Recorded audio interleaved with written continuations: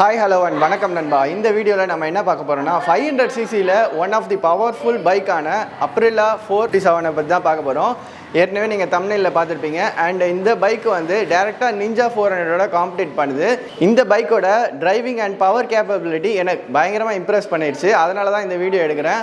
So இந்த வீடியோவில் இந்த பைக் எந்த அளவுக்கு பவர்ஃபுல்லாக இருக்குது அண்ட் இந்த பைக்கு வந்து நிஞ்சா 400 பெட்டராக இருக்கா அப்படின்னு சொல்லி தான் பார்க்க போகிறோம். ஸோ நம்ம சேனல் இது வரைக்கும் சப்ஸ்கிரைப் பண்ணலன்னா சப்ஸ்கிரைப் பண்ணிக்கோங்க. வாங்க இப்போ வீடியோக்குள்ளே போகலாம். இந்த அப்ரிலா பிராண்டை பற்றி நிறைய பேருக்கு தெரிஞ்சிருக்கலாம், ஆனால் தெரியாதவங்களுக்காக சொல்கிறேன். இந்த அப்ரிலான்றது ஒரு ஸ்போர்ட்ஸ் பைக் மேனுஃபேக்சரிங் கம்பெனி. அது மட்டும் இல்லை, இவங்க நிறைய ரேஸ் ட்ராக்ஸில் அவங்களோட பைக்கோட பர்ஃபார்மன்ஸை ப்ரூவ் பண்ணியிருக்காங்க. மோட்டோ ஜிபியில் சூப்பர் பைக் செக்மெண்ட்டில் கிட்டத்தட்ட 6 சாம்பியன்ஷிப் வின் பண்ணியிருக்காங்க. ஸோ இவங்க பைக் டிசைன் பண்ணுறதுல பயங்கரமான எக்ஸ்பர்ட்னே சொல்லலாம். ஸோ இந்த பைக் அப்ரிலா 457 பொறுத்த வரைக்கும் இதுவுமே நிறைய ரேஸ் ட்ராக்ல டெஸ்ட் பண்ணியிருக்காங்க. அதெல்லாம் இருக்கட்டும், இந்த பைக்கு வந்து நமக்கு செட் ஆகுமா அப்படின்றது தான் ரொம்ப ரொம்ப முக்கியமான விஷயம். அண்ட் இந்த பைக்கோட பெர்ஃபார்மன்ஸ் அண்ட் இந்த பைக்கு எப்படி இருக்கு டிரைவ் பண்ணுறதுக்கு அப்படின்றத நான் கம்ப்ளீட்டாக டெஸ்ட் பண்ணியிருக்கேன். அதை பற்றி நான் கண்டிப்பாக இந்த வீடியோவில் ஃபுல்லாக சொல்கிறேன். இந்த பைக்ல மேஜரா 2 விஷயம் பெட்டரா கொடுத்துருக்கலாம் அப்படின்னு சொல்லி எனக்கு தோணுது. அது இந்த வீடியோட எண்ட்ல சொல்றேன். ஸோ நம்ம சேனலை இது வரைக்கும் சப்ஸ்கிரைப் பண்ணலன்னா சப்ஸ்கிரைப் பண்ணிட்டு இந்த வீடியோ ஃபுல்லா பாருங்க. ஃபர்ஸ்ட் இந்த பைக்கோட டிசைன்லேருந்து ஆரம்பிக்கலாம். இந்த பைக்கோட டிசைன் லாங்குவேஜை பார்க்கும்போது ஷார்க் இன்ஸ்பயர்டு டிசைன் தான் எனக்கு தோணுது. ஏன்னா இந்த சைடில் இருக்க விங்ஸ் எல்லாம் பாருங்க, கிட்டத்தட்ட ஷார்க்கோட விங்ஸ் மாதிரியே கொடுத்துருக்காங்க. அண்ட் ஃப்ரண்ட்டில் இருக்க எல்இடி டிஆர்எல்ஸ் சூப்பராக இருக்குது அண்ட் பெர்ஃபெக்டான டிசைனில் கொடுத்துருக்காங்க. ஒரு ஷார்ப்பான ஸ்லீக்கான லுக் நைட் டைமில் சூப்பராக கொடுக்குது. இந்த பைக்கை டோட்டலாக ஃப்ரேம் பண்ணியிருக்கிறது இந்த அலுமினியம் ஃப்ரேமில். அண்ட் இதை வந்து பின்னாடியும் அலுமினியம் ஸ்விங் ஆர்ம் கொடுத்துருக்கிறதுனால டிசைன் வைஸ் பார்க்கறதுக்கு சூப்பராக இருக்கு. இந்த பைக்கோட ரியர் எண்ட் டிசைன் பார்த்தோன்னா ஒரு பேட் ஃபினிஷில் டெயில் லேம்ப் கொடுத்துருக்காங்க. இந்த டெயில் லேம்ப் வந்து பார்க்கறதுக்கு சூப்பராக இருக்கு. இண்டிகேட்டர்ஸுமே எல்இடியிலே கொடுத்துருக்காங்க. அதுவும் இல்லாமல் எல்இடியிலே கொடுத்துருக்கிறதுனால இதோட விசிபிலிட்டி லாங் டிஸ்டன்ஸ்லேருந்து கூட சூப்பராக தெரியுது. இந்த பைக் மொத்தமாக 3 கலர் ஸ்கீமில் வருது. அதில் முக்கியமாக இந்த பிளாக் கலர் எனக்கு பர்சனலாக பிடிச்சிருந்தது, பார்க்கறதுக்கு சூப்பராக இருந்தது. அப்புறம் இந்த மேட் ஃபினிஷில் ஒரு டுவல் டோன் கலர் கிடைக்குது. இது வந்து ரொம்ப யூனிக்கா இருக்கு. மற்ற பைக்ஸை பார்க்கும்போது அப்பியரன்ஸ் அண்ட் டிசைனுக்கு வந்து 10 out of 10 கொடுக்கலாம். ஏன்னா அந்த அளவுக்கு டிசைன் சூப்பரா பண்ணிருக்காங்க. இந்த பைக்கை பவர் பண்றது ஒரு 457cc லிக்விட் கூல்டு இன்ஜின். இந்த பைக் 47 HP ஆஃப் பவரும் 43.5 Nm ஆஃப் டார்க்கும் ப்ரொடியூஸ் பண்ணுது.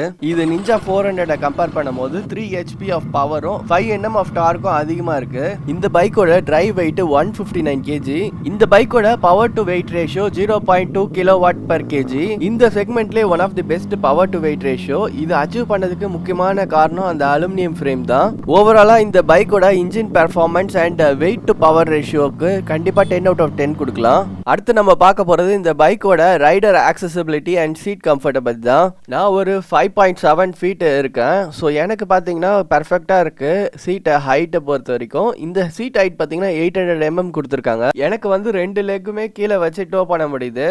ஸோ நீங்க ஒரு 5.5 feet இருந்தாலுமே 1 leg டோ பண்ணி கண்டிப்பா இந்த பைக்கை ஆக்சஸ் பண்ண முடியும். ஸோ 5.5 feetல இருந்து ஒரு 6 feet இருக்கவங்களுக்கு இந்த பைக் ரொம்ப கம்ஃபர்டபுளா இருக்கும். அண்ட் இந்த பைக் வந்து ரொம்ப லைட் வெயிட்டா இருக்கிறதுனால ஈஸியா நம்மளால 1 டோலே நம்மளால ஹேண்டில் பண்ண முடியுது. மற்ற ஸ்போர்ட்ஸ் பைக் மாதிரி இல்லாம இந்த பைக்கோட ஹேண்டில் பாருமே கொஞ்சம் அப்ரைஸ்டா இருக்கு. ஸோ இதனால லாங் டிரைவ் கூட ஈஸியா நம்மளால இந்த பைக்ல மேனேஜ் பண்ண முடியும். ஸோ ரைடர் கம்ஃபர்ட் பொறுத்த வரைக்கும் ஸ்போர்ட்ஸ் பைக்கு கண்டிப்பா இந்த பைக்கு 10 out of 10 கொடுக்கலாம். இந்த பைக்கோட பில்லியன் கம்ஃபர்ட்டை பத்தி பார்ப்போம். இப்போ இந்த பைக்ல பில்லியனை ஏத்திக்கலாமானா கண்டிப்பா ஏத்திக்கலாம். ஆனா ஒரு பிரச்சனை இருக்கு. இந்த பைக்ல நான் பில்லியனா உட்கார்ந்தப்போ எனக்கு சரியான கான்ஃபிடென்ட் இல்ல. காரணம் வந்து இந்த பின்னாடி கிராப் ரயில் வந்து ரீச்சபிளா இல்ல ஆக்சுவலா. ஆனா அந்த டேங்க்ல கை வச்சு கண்டிப்பா நம்மளால டிரைவ் போக முடியும் இந்த பைக்ல. பட் பின்னாடி கிராப் ரயில பிடிச்சி டிரைவ் போகணும்னா கொஞ்சம் கஷ்டம் தான். ஒரு ஷார்ட்டா ஒரு 40 to 50 கிலோமீட்டர் வேணா போகலாம். அதுக்கு மேல வந்து பில்லியன் வந்து கிராப் ரயில பிடிச்சிட்டு போறது கண்டிப்பா பாசிபிளே கிடையாது. பில்லியன் சீட்டுமே ரொம்ப சின்னதா இருக்கு. ஸோ கான்ஃபிடென்ட்டா ஃபுல்லா உட்கார முடியல. இந்த பைக்ல உங்க கேர்ள் ஃப்ரெண்டோட ஜாலியா போகலாம். பட் உங்க அம்மா அப்பா ஏத்திட்டு போகணும்னு நினைச்சீங்கன்னா கண்டிப்பா பாசிபிளே இல்ல. இது வந்து ஒரு 100cc கம்யூட்டர் பைக் கிடையாது. ஸோ பில்லியன் கம்ஃபர்ட்ல நம்மளால பெருசா எதிர்பார்க்க முடியாதுங்க. முதல்ல என் முன்னாடி வந்து இப்படி கேக்குறதே தப்பு. ஸோ பில்லியன் சீட் கம்ஃபர்ட்டுக்கு இந்த பைக்குக்கு நாம கொடுக்குற ரேட்டிங் 4 out of 10. அதுவும் இந்த செக்மெண்ட்ல சீட்டு இருக்கிறதே பெரிய விஷயமா இருக்கு. ஸோ இதுக்கு வந்து கண்டிப்பா நம்ம 4 கொடுக்கலாம். அடுத்து நம்ம பார்க்க போறது இந்த பைக்குக்கு ஹார்ட்டான பெர்ஃபார்மன்ஸை பற்றி தான்.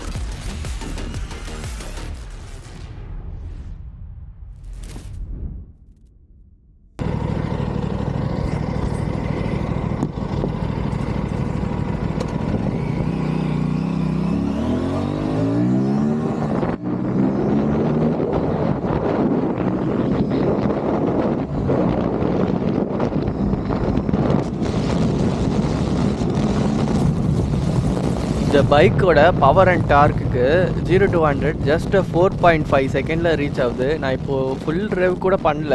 ஃபுல் டிரைவ் பண்ணலனாலும் இந்த ஆக்சலரேஷன் வேற லெவல்ல இருந்தது. இப்போ ஒரு பேட் பேட்ச் ஆஃப் ரோட்ல டிரைவ் பண்ணேன். அப்பயுமே வந்து பைக் வந்து ஸ்டேபிளா இருக்குது. என்னதான் இது ரேஸ் ட்ராக்காக டியூன் பண்ண பைக்கா இருந்தாலுமே ரோட்ஸ்ல நல்ல கான்ஃபிடென்ட்டா இருக்கு டிரைவ் பண்றதுக்கு. இதோட மிகப்பெரிய பிளஸே வந்து இந்த ஹை ஸ்பீட் மேனியூவரபிலிட்டி தான்.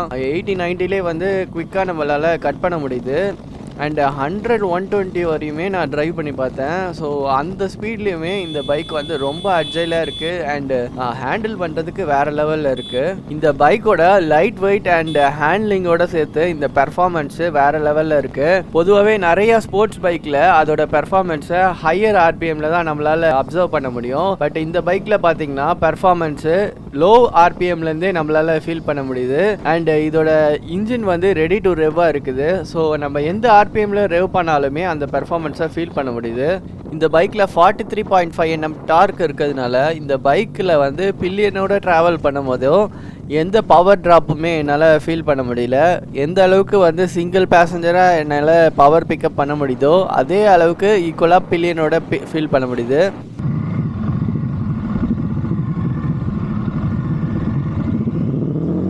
இந்த பைக் கிட்ட பழகிறதுக்கு ஃபஸ்ட்டு ஒரு ½ hour கொஞ்சம் கஷ்டமாக இருக்கும்.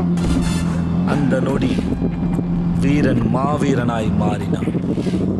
அந்த ½ hour கிராஸ் பண்ணிட்டீங்கன்னா போதும் இந்த பைக் வந்து உங்கள் பாடியோட செட் ஆகிடும். அதுக்கப்புறம் நீங்களே இந்த பைக்கை ஸ்டாப் பண்ணணும் அப்படின்னு நினச்சாலுமே இந்த பைக்கு வந்து ட்ரைவ் பண்ண சொல்லிகிட்டே இருக்கும். அந்தளவுக்கு சூப்பராக இருக்கும் அந்த பைக்கோட டிரைவிங் எக்ஸ்பீரியன்ஸு. ஆக்சுவலாக கேமரா ஃபிட் பண்ணுறதுக்கு சரியான ஸ்பாட் கிடைக்கல. ஸோ கேமரா வந்து வைப்ரேஷன்லேயே இருக்குது. ஸோ அதனால் கொஞ்சம் பார்த்து தான் ஓட்ட வேண்டியதாக இருக்குது. மற்றபடி இந்த பைக்கில் வந்து ஹெல்மெட் நீங்கள் ஃபுல்லாக க்ளோஸ் பண்ணிவிட்டு அண்ட் ஃபுல்லாக டக் பண்ணிட்டீங்கன்னா போதும். ஏரோடைனமிக்ஸ் வைஸு சூப்பராக இருக்குது. இந்த கிளியர் வியூ வைசர் வழியாக நம்ம ரோடை வந்து ஈஸியாக பார்க்க முடியுது அண்ட் அது மூலியமாகவே நம்மளால் மினியூவர் பண்ண முடியுது. அண்ட் இந்த கிளியர் வியூ வைசர் இருக்கிறதுனால ஏரோடைனமிக்ஸ் நம்ம ஹெல்மெட்டோட சேர்த்து மேட்ச் ஆகுது. நீங்கள் சப்போஸ் இந்த பைக் வாங்கினாலுமே இந்த வைசரில் எதுவுமே ஸ்டிக்கர்ஸ் ஒட்டாதீங்க நீங்கள் டக் பண்ணி ஓட்டுவீங்கன்னா. ஏன்னா ஹை ஸ்பீடில் ஏரோடைனமிக்ஸ் இந்த வைசர் வந்து ரொம்ப யூஸ்ஃபுல்லாக இருக்கும். இந்த பைக்கில் மொத்தம் 3 டிரைவிங் மோட்ஸ் இருக்குது. ஸ்போர்ட்ஸு, ரெயின், அப்புறம் எக்கனாமி மோடு.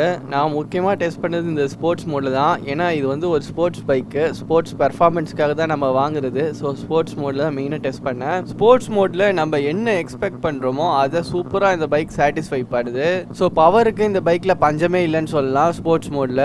ரெயின் மோடு கண்டிப்பாக நம்ம ரோட்ஸ் வந்து பயங்கர வெட்டாக இருக்குது, ட்ராக்ஷனே கிடைக்கல அப்படின்னா கண்டிப்பாக யூஸ் பண்ணலாம். ஸோ அந்த டைமில் வந்து பெர்ஃபார்மன்ஸ் கொஞ்சம் கம்மி பண்ணி கொடுக்கும்.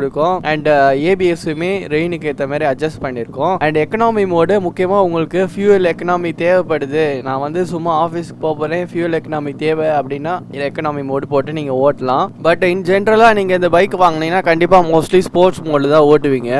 இந்த பைக்கோட பெர்ஃபார்மன்ஸ் ஆக்சுவலாக நிஞ்சா 400 பெட்டராக இருக்குது அண்ட் ஈக்குவலாக நிஞ்சா 500க்கு ஈக்குவலான பெர்ஃபார்மன்ஸ் இருக்குது.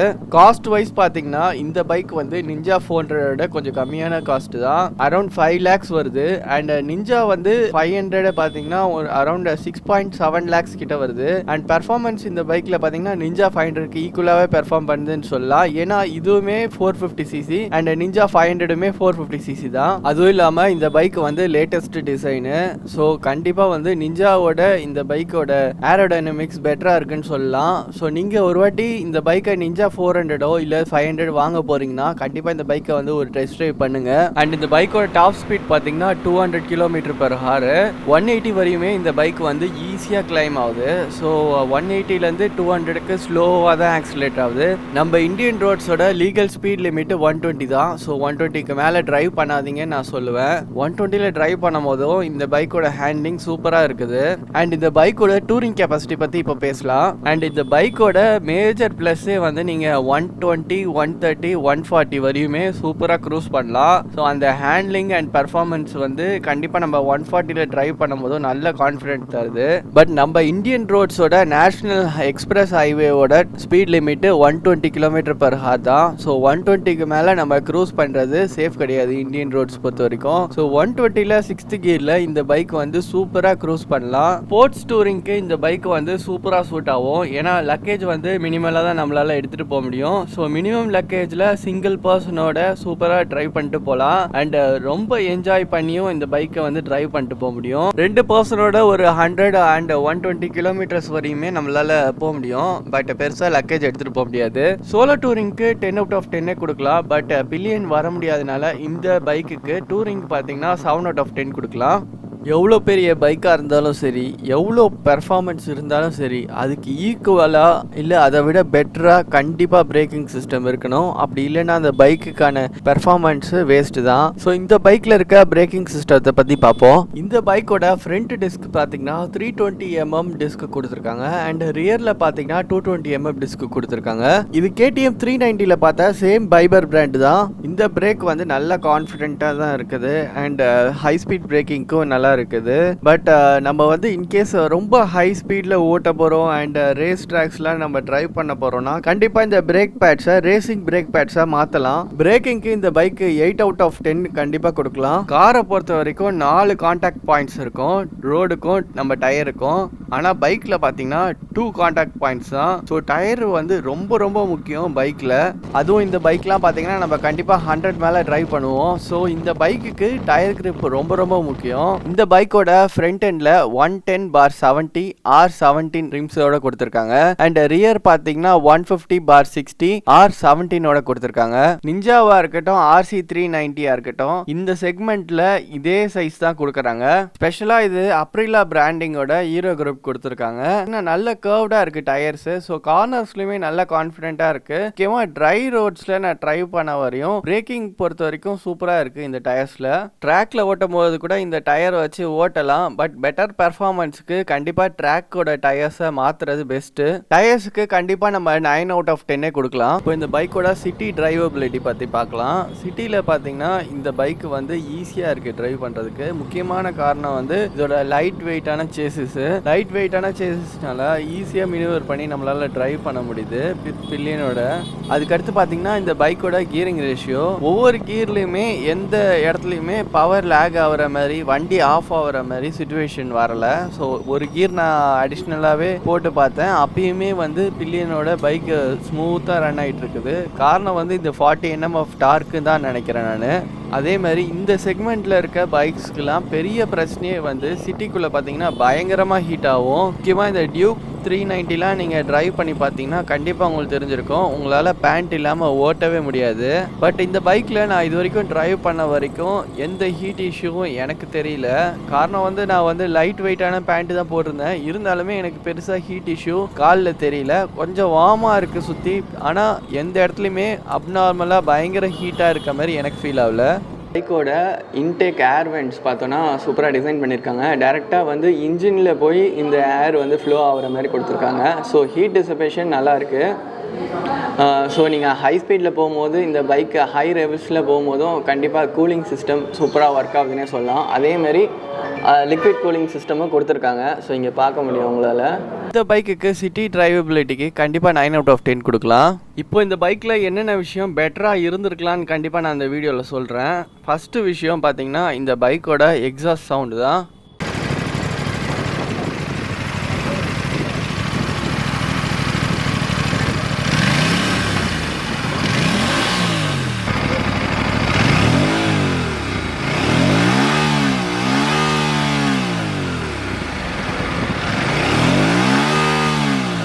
டிரைவிங் அப்போ இதை விட பெட்டராக இருக்க மாதிரி இருக்கு.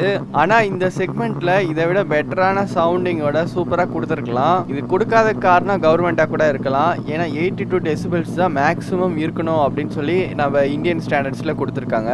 பட் எனக்கு இந்த எக்ஸாஸ்ட் சிஸ்டம் ரொம்ப பிடிச்சிருக்கு. சவுண்டுக்கு இல்லை, பட் அந்த டிசைன் சூப்பராக இருக்குது. அதேமாரி இந்த எக்ஸாஸ்ட்டை பைக்கோட அடியில் வச்சிருக்கிறதுனால வெயிட் பேலன்ஸுக்கு ரொம்ப சூப்பராக இருக்கு. அப்ரிலா 457ஓட டிஸ்பிளேலாம் ரொம்ப மாடர்னாக இருக்கு. அண்ட் ரைட் சைட் சுவிட்ச் பார்த்தீங்கன்னா அதுவுமே சூப்பராக கொடுத்துருக்காங்க. ஸ்டார்ட் சுவிட்ச்லாம் பட் இந்த லெஃப்ட் சைடில் இருக்க இண்டிகேட்டர் சுவிட்ச் மட்டும் கொஞ்சம் மாடர்னாக கொடுத்துருக்கலாம். ரொம்ப ஓல்டு ஸ்டைலாக இருக்க மாதிரி எனக்கு ஃபீல் ஆகுது. பட் இதில் இருக்க நேவிகேஷன் சுவிட்ச்லாம் பார்த்தீங்கன்னா நல்ல ரீச்சபிளாக இருக்குது. அண்ட் ஹார்னுமே நல்ல ரீச்சபிளாக இருக்குது. ஓவராலாக ப்ராக்டிக்கலாக இருக்குது. ஆனால் பெருசாக எதுவும் மாடர்னாக கிடையாது.